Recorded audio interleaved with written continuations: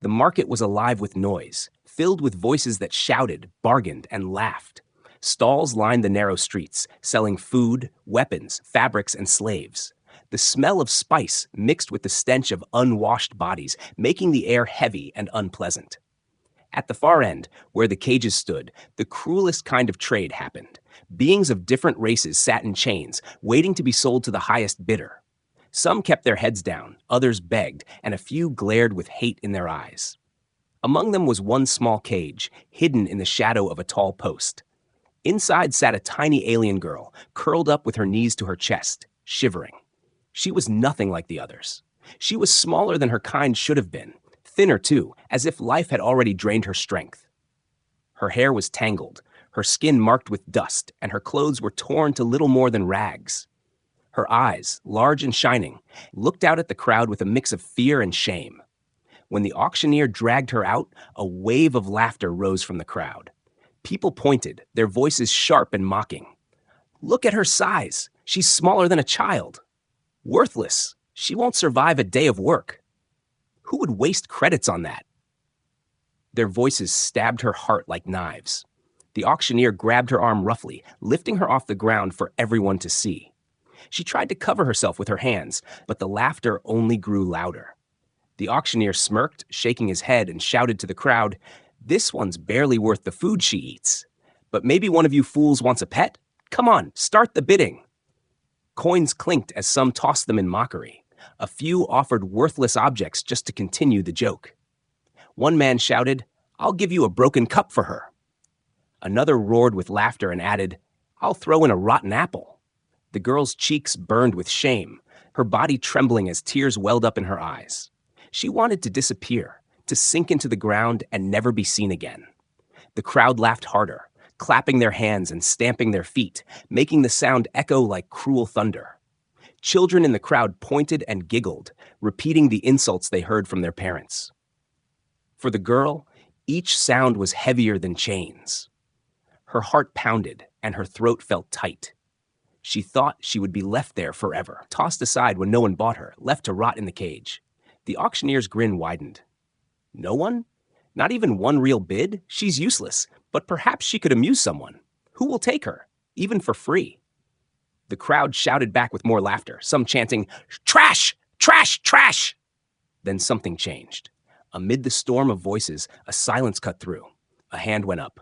A single human stood at the back of the crowd, his arm raised, steady and unshaking. The laughter faltered for a moment, replaced by surprise. The human's face was calm, his eyes fixed on the girl, not with disgust, not with mockery, but with a strange seriousness. Whispers spread quickly through the crowd. "Is he serious? Why would a human want that? He must be insane." The auctioneer blinked, then sneered, thinking it was a joke. "You, human, you're actually bidding? For this?" The man gave no answer, his hand still raised high. The auctioneer waited for him to lower it, but the human never moved.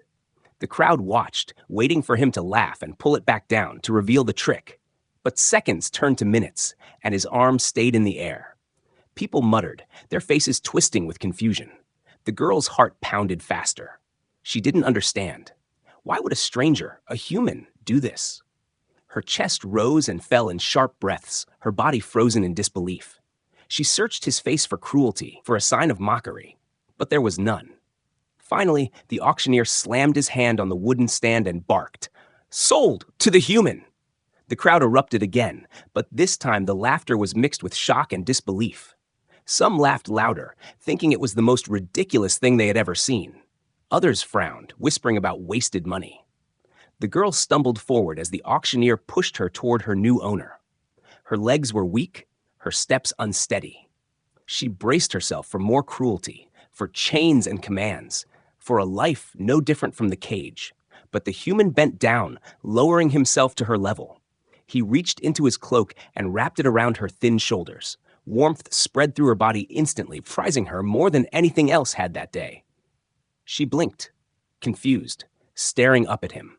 His eyes were calm, his expression unreadable. He said nothing to the crowd, gave no answer to their laughter. He simply placed a steady hand on her back and guided her away from the stand.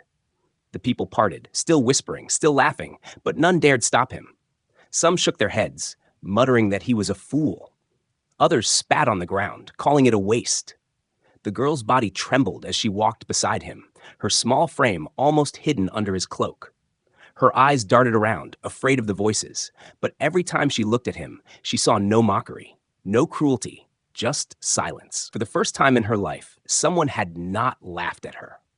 For the first time, someone had chosen her. And as the human walked on with his hand still resting firmly on her shoulder, she realized his arm had never once lowered. Not in the market, not in front of the crowd, and not when she needed it most. The girl's feet dragged across the dirt as the auctioneer shoved her forward. The voices of the crowd still echoed behind her, sharp with laughter and disbelief. She wanted to shrink into the ground, to vanish, but instead she stumbled into the shadow of the human who had raised his hand. Her thin body shook as she looked up at him, half expecting his face to twist into a cruel grin like all the others. But his expression was steady, calm, and unreadable.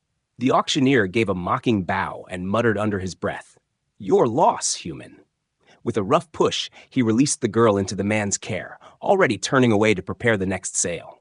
The girl stumbled again, her knees almost buckling. She braced herself for the heavy chain or harsh command, but none came. Instead, she felt fabric brush against her shoulders.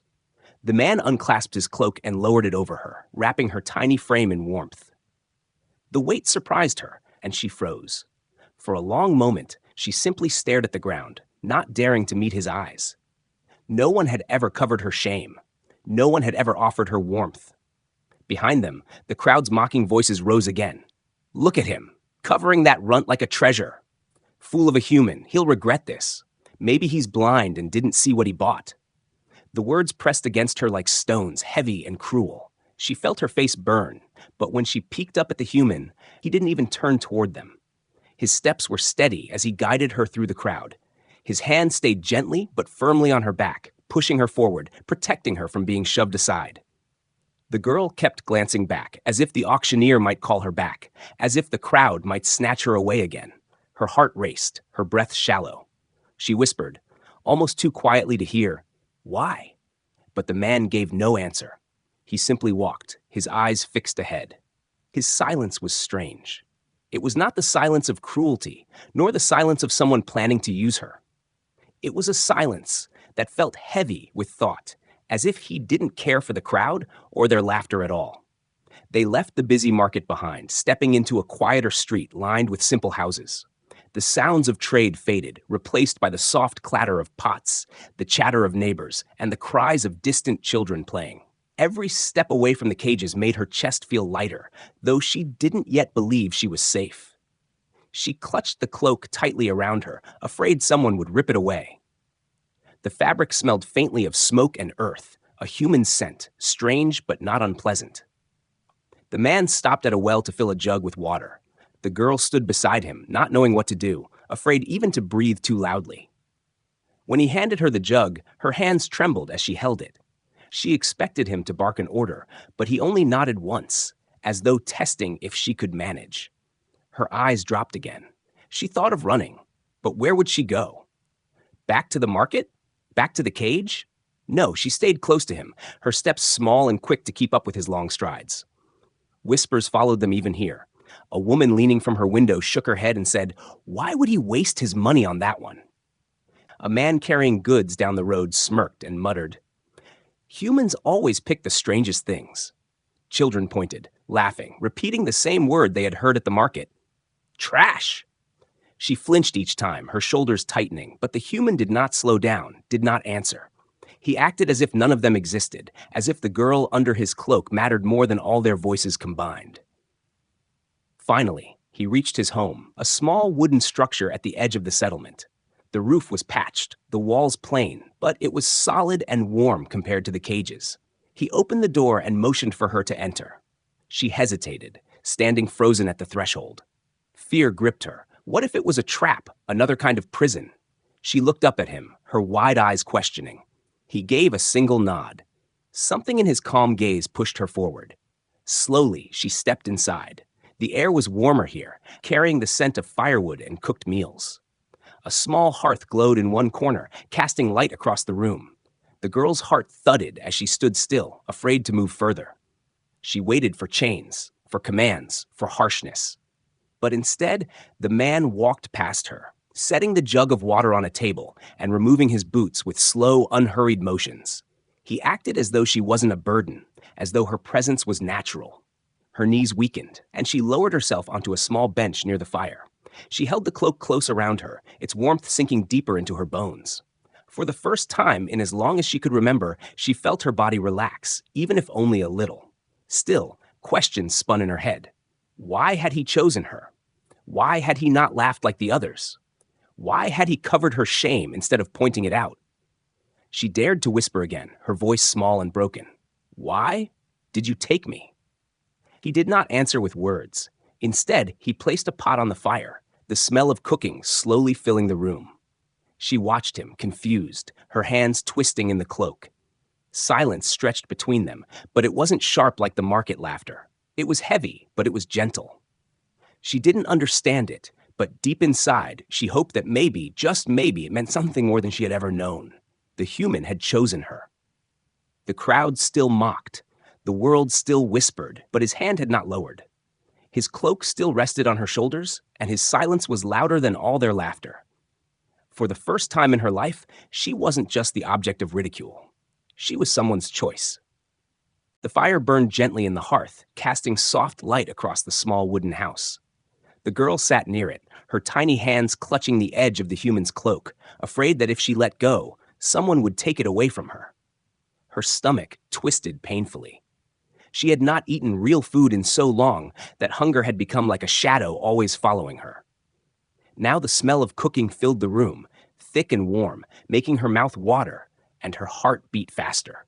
She watched him move around the kitchen with steady steps, pulling out small pots, stirring, pouring water, cutting simple vegetables. Every motion was calm, without anger, without haste, as if this was normal, as if he had done it 1,000 times before. Her wide eyes followed him closely. She expected him to turn suddenly, to scold her, to command her like the others had always done. But he never raised his voice. He didn't even look at her with judgment. He simply prepared food as though she was meant to sit there and wait. She hugged herself tighter, confused by the silence, confused by the strange calm that surrounded him. The crackling of the fire and the bubbling in the pot were the only sounds in the room. The smell grew stronger, something hot, rich, and real. She had lived on scraps before, dry crumbs, bitter peels, and water so dirty it stung her throat. What simmered in that pot was beyond anything she had ever known. She pressed her lips together, fighting the sharp ache of hunger, but her stomach growled loudly, betraying her. She froze, her eyes widening in shame. He paused for a moment, his back still to her, and then, without a word, continued stirring. He did not laugh at her hunger. He did not mock her weakness. He simply let the food cook. When he finally turned, he carried a small bowl, steam rising from it. The girl's breath caught in her throat. He placed it on the table in front of her. What? Then set down a spoon. For a long moment, she only stared at it. Her hands shook. No one had ever placed food before her like this. Not as a gift, not with kindness. Every meal she had ever taken before had been stolen, snatched quickly before someone else could hit her for it. To have food given to her, openly, with no demand in return, it felt impossible. Her eyes lifted slowly toward him. His face was calm, unreadable, but not cruel. He nodded once, a small gesture, urging her to eat. She hesitated, her fingers trembling as they wrapped around the spoon. She brought it close to her lips and took a small sip. The warmth spread across her tongue, rich and filling. Her eyes widened, tears gathering instantly. She swallowed quickly, then another spoonful, and another. The food filled her empty stomach, but more than that, it filled something hollow inside her heart. Her tears spilled over as she tried to eat quietly. She covered her mouth with her hand, ashamed of the sound of her sobbing. "Why?" she whispered, her voice cracking. "Why are you doing this?" She half expected him to laugh, to tell her it was all a game, to take the bowl away and push her back outside. But he didn't. He only sat across from her, watching in silence, letting her eat. His eyes softened slightly, just enough to make her believe the answer was simple, that he did it because she was alive. And that was enough reason. She ate slowly at first, afraid it would be taken, but when she realized it wasn't, her hunger broke free. She devoured the food until the bowl was empty, every bite warming her thin body. When she was done, she lowered the spoon with shaking hands. She didn't know if she should thank him. The words felt too small for what had just happened. Instead, she sat still, wiping her tears with the edge of his cloak, clutching it as though it was the most precious thing she had. The fire crackled, and she felt heat against her skin, soft and steady. Her body relaxed for the first time in years, her eyelids growing heavy.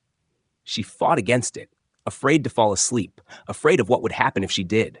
But her exhaustion was too strong. Her head dropped slightly, her breathing slowed. She startled awake when she felt movement near her.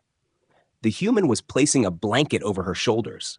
Her eyes darted up, fear flashing for a second, but his face was calm as ever. He did not bind her, did not strike her, did not throw her back outside. He simply covered her and returned to his place by the fire. She stared at him through the blur of her tired eyes. He was not like the others. Every cruel face in her memory laughed, sneered, or struck her. He did none of that. His silence was strange, but it was safe. Slowly, she rested her head against the back of the chair, her hands still clutching the cloak tight against her chest. She whispered one last time, her voice so soft it was almost lost in the crackle of the flames. "I don't understand you." The man gave no answer, only gazed into the fire as if the flames carried thoughts too heavy to speak aloud. Her breathing steadied, her small frame finally loosening as sleep crept over her. In her dreams, the laughter of the crowd still rang, but it was faint now, softened by the memory of warmth and food. For the first time, she wasn't waking in chains, wasn't shivering in the cold. For the first time, she was fed, warm, and safe. And though she didn't yet know why, she realized deep inside that this human had changed everything. The night was heavy with silence, but inside the small wooden house, the fire still glowed faintly. The girl lay curled up under the blanket the human had given her, the cloak still wrapped tightly around her thin shoulders. For a while, her breathing was steady, but then her body began to twist. Her hands clenched the blanket as her face tightened in fear. A broken cry escaped her lips. In her dreams, she was back in the cage, hearing the crowd's laughter, feeling the auctioneer's rough grip on her arm. The voices of mockery returned, sharp and cruel. She saw the rotten food thrown at her, heard the word trash shouted again and again. She woke with a scream, sitting upright, her chest rising and falling quickly as her eyes darted around the room. The human was already there. He had moved from his place near the fire and knelt beside her bed. His voice was low, steady, not sharp or impatient. He spoke a few words, simple ones, telling her she was safe, that no one could harm her here. His hand rested gently on her shoulder, not forcing her down, just letting her know he was there. The girl shook her head, her breath uneven. Tears ran down her face. "They were laughing," she whispered. "They were laughing at me again." Her voice broke, her body trembling so hard that even the blanket could not hide it. He did not laugh. He did not tell her to be quiet. Instead, he sat beside her until her breathing slowed, until her sobs faded to small shivers. For the first time in her life, someone had stayed with her through her fear instead of leaving her alone. She stared at him in the dim light, her large eyes wet and uncertain. She wanted to ask again why he had chosen her, why he cared, but the words stuck in her throat. She pulled the blanket higher, pressing herself against the warmth, and finally drifted back to sleep. This time, the nightmares did not return. But outside, beyond the quiet of the house, the world was not silent. Word had spread quickly through the settlement. Whispers carried from one street to another, growing sharper each time. People mocked the human for his strange choice. Some laughed that he had wasted good credits. Others whispered darker stories. They said the tiny alien girl was cursed, that she was weak for a reason, that any who kept her close would suffer. "The human is a fool," one voice said in the tavern. "He doesn't understand what she is." "He'll pay for it," another muttered. "Mark my words." The girl sensed it in the following days. Whenever she walked outside the house with the human, she felt the eyes on her. Some were mocking, some filled with disgust, and a few with fear. Children pointed again, repeating the insults they had learned from their parents. Neighbors closed their doors when they passed. A woman carrying water sneered and said, "Throw her back where she belongs." Each word hit the girl like a stone. She lowered her head, clutching the cloak tighter around her shoulders, ashamed to even look up. At night, when she thought the human was asleep, she whispered to herself. She told herself she was a burden, that he would one day regret buying her, that he would throw her away like everyone else had. Tears stained her pillow as she prayed silently that maybe she could leave before he came to hate her too. But each morning, when she woke, he still offered her food. Each evening, when the fire burned, he still placed the blanket over her. He never once spoke the cruel words she expected. One afternoon, while gathering wood near the edge of the forest, the girl heard voices again. A group of young men stood nearby, watching her. Their laughter was sharp, cruel like knives. So this is the little thing the human wasted his money on. She's so small, she could fit in a basket. Worthless, even cursed. She froze, her arms holding the wood tightly, her heart pounding in her chest. One of them stepped closer and whispered, "You'll bring him nothing but misery." Her knees weakened, and the wood slipped from her hands, scattering on the ground. She wanted to run, but her legs wouldn't move. Before the men could say more, the human appeared. His figure was calm, but his eyes were cold as he stepped between her and them. He said nothing, just stood with his shoulders firm, his presence enough to silence their laughter. The men backed away, muttering curses under their breath. The girl stared at his back, her chest tight. He hadn't raised his voice, hadn't argued, yet his silence had been stronger than their cruelty. That night, as they sat by the fire, she whispered to him, her voice trembling, "They are right. I am cursed. You should have left me there." She expected him to agree, to finally say the words she had been dreading. Instead, he turned his gaze toward her, his eyes steady, his tone calm. "You are not cursed." That was all he said, but it was enough to make her eyes widen. She had never heard anyone defend her before. Her heart was confused, torn between fear and a fragile spark of hope. She lay awake for a long time that night, staring at the firelight dancing on the walls. For the first time, the voices of the market and the cruel laughter of the crowd seemed far away. For the first time, she began to wonder if maybe she was worth more than she had been told. But still, a shadow lingered inside her. She knew the whispers outside were growing stronger. Trouble was coming, and though she could not name it, she felt it in her bones. The evening air was cold, the fire inside the house glowing softly as the girl sat close to it. She held the cloak tightly around her shoulders, her eyes still haunted by the cruel whispers of the day. The human was quiet, cutting wood and placing it near the hearth. For a short while, the house felt calm, but then came the sound of heavy knocks at the door. The sudden noise made the girl jump, her heart racing in fear. The human set down the wood and walked to the door, his steps steady, while she shrank back into the corner, clutching the blanket tighter. When the door opened, 3 figures stood outside. They were larger aliens from the settlement, faces sharp with anger and arrogance. Their eyes flicked past the human and landed on the girl. She felt their gaze pierce her like knives. One of them stepped forward, his voice loud and commanding. "Give her up, human. That runt doesn't belong to you. She's worthless and dangerous. You don't know what you've taken." The human didn't move from the doorway. His face was calm, but his eyes were cold. He asked simply, "Why?" The man sneered and spat on the ground. "She is cursed. Everyone knows it. Keeping her will only bring you trouble. You want her? Fine, but the trouble will be yours too. Better to hand her back now before you regret it." The others nodded, their voices joining in, taunting and threatening. "Don't be a fool. You don't understand what she is. Give her up and walk away before it's too late." Inside the house, the girl's hands shook, their words wrapped around her heart like chains. She whispered to herself, "They're right. I'll only hurt him." She wanted to stand, to beg the human to let her go. Her lips parted, her voice trembling as she said, "Please, give me back. I don't want them to hurt you. I don't want to be your burden." But before she could say more, the human raised his hand, silencing her. He stepped forward, his tall figure filling the doorway, and looked straight into the eyes of the men outside. His voice was steady, strong, and final. "She is mine. I chose her. No one will take her from me." The girl froze, her eyes wide, her heart pounding so hard she thought it might burst. He had spoken the words without hesitation, without doubt, as if the decision had always been clear. The men outside bristled, their anger rising. One of them growled, "You'll regret this, human. Don't say we didn't warn you." They turned sharply, their footsteps heavy as they disappeared into the night, muttering curses. The door shut with a solid thud, and silence filled the house again. The girl sat motionless, unable to believe what she had just heard. The fire flickered across his face as he returned to her side, calm as ever, her eyes filled with tears. "Why?" she whispered. "Why would you defend me? I am nothing. They all say it. Even I believe it. Why do you keep me?" Her voice cracked, her body shaking as she spoke. She expected him to ignore her, to stay silent like before, but instead he knelt in front of her. His hand rested gently on her shoulder, steady and warm.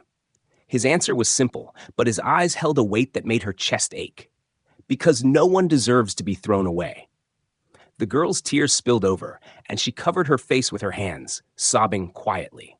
She had begged to be given up, begged to be abandoned again, but instead he had stood against them for her. He had chosen her again, even when threatened. Every chain of shame inside her heart cracked a little under the strength of his words. That night, she lay awake, listening to the quiet crackle of the fire. She thought of the men at the door, their angry voices, their warnings. Fear still lingered inside her, whispering that trouble would return. But stronger than the fear was another feeling, something she had never truly known before. She felt safe. She felt protected. She felt wanted. The cloak was still around her, heavy and warm, but it was no longer just cloth. It was proof that she had not been abandoned. When she closed her eyes, the image of the human standing in the doorway came back to her. His figure had been tall and unshaken, his voice steady, his hand refusing to let her go. She had lived her whole life believing she was worthless, but for the first time someone had said otherwise. Not with empty words, but with action, with defiance. She pressed the blanket to her face, her tears quiet but filled with something new. For the first time, she dared to believe she might matter. The night stretched long, but sleep finally came to her. And as she drifted into dreams, she realized the human's choice had given her more than shelter or food. It had given her dignity, a shield against the cruel laughter, a strength she did not know she had. Whatever awaited them, she knew one thing with certainty: he would not abandon her. And though she could not yet say it aloud, her heart whispered the truth she was just beginning to understand. She belonged, because he had made her belong. The days passed slowly, each one different from the life the girl had once known. She was no longer in a cage, no longer mocked by the laughter of strangers, but the shadow of her past still clung to her. She often sat by the fire in silence, her eyes drifting to the door, as if afraid someone would come to take her away. The human never pushed her to speak, never demanded she explain herself. Instead, he gave her food, warmth, and a place to sleep.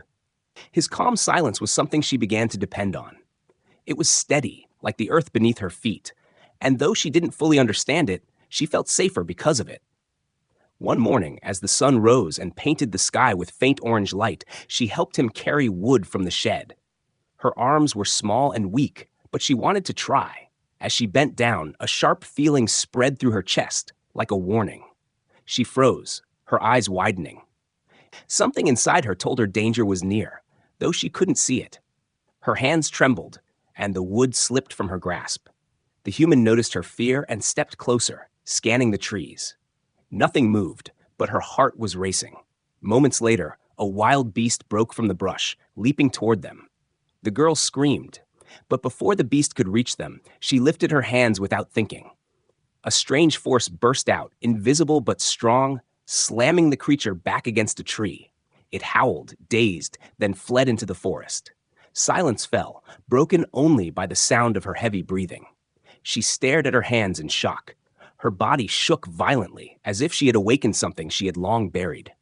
The human looked at her, his eyes steady, not with fear, but with understanding. He spoke softly, "You saved us." Her knees gave way, and she sank to the ground, covering her face. "No," she whispered, her voice broken. "This is why they call me cursed. This is why they laugh, why they fear me. I am not normal. I am wrong."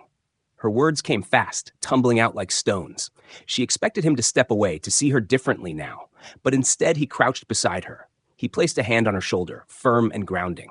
"No," he said again, his tone calm but sure. "This is not a curse. It is strength." That night, she couldn't sleep.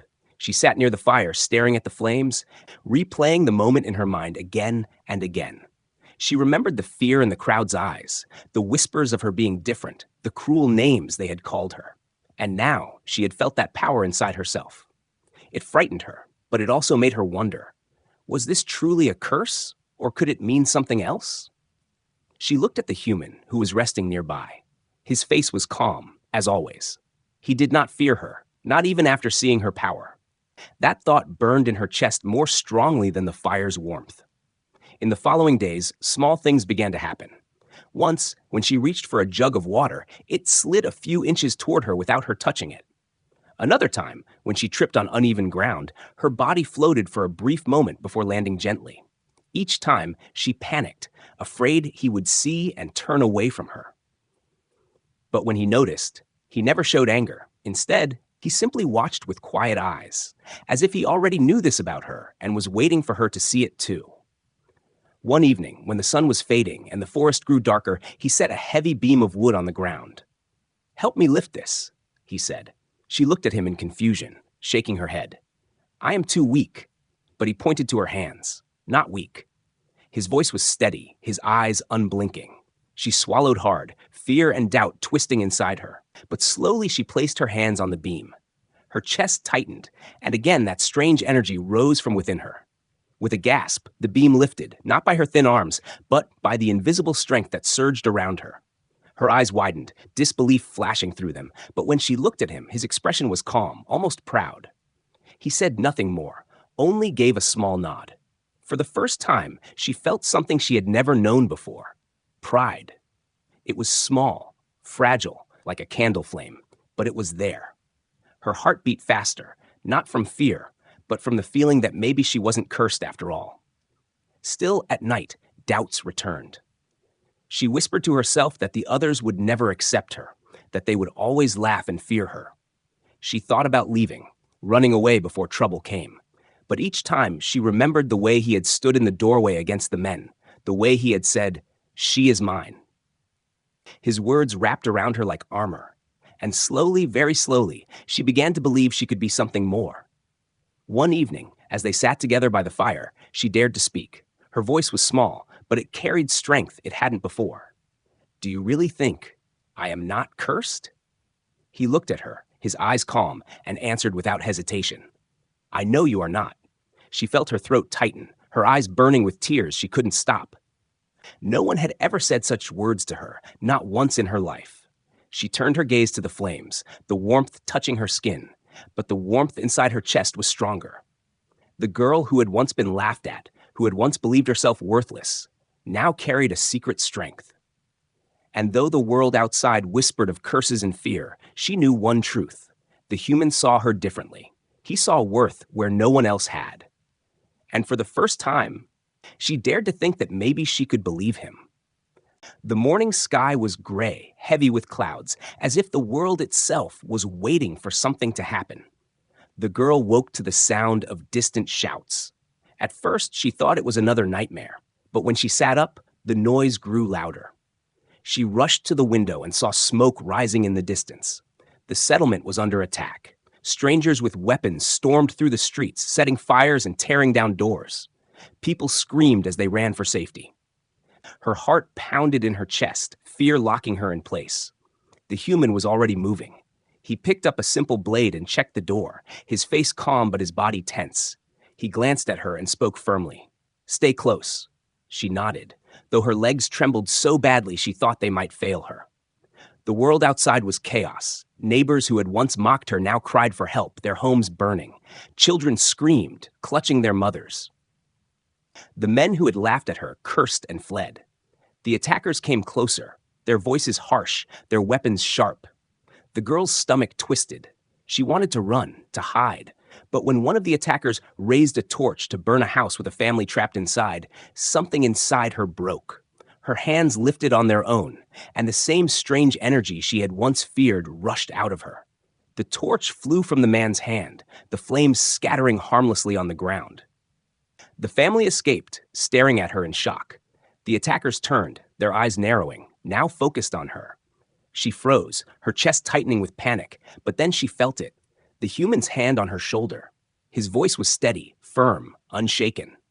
"Do not fear. You are not alone."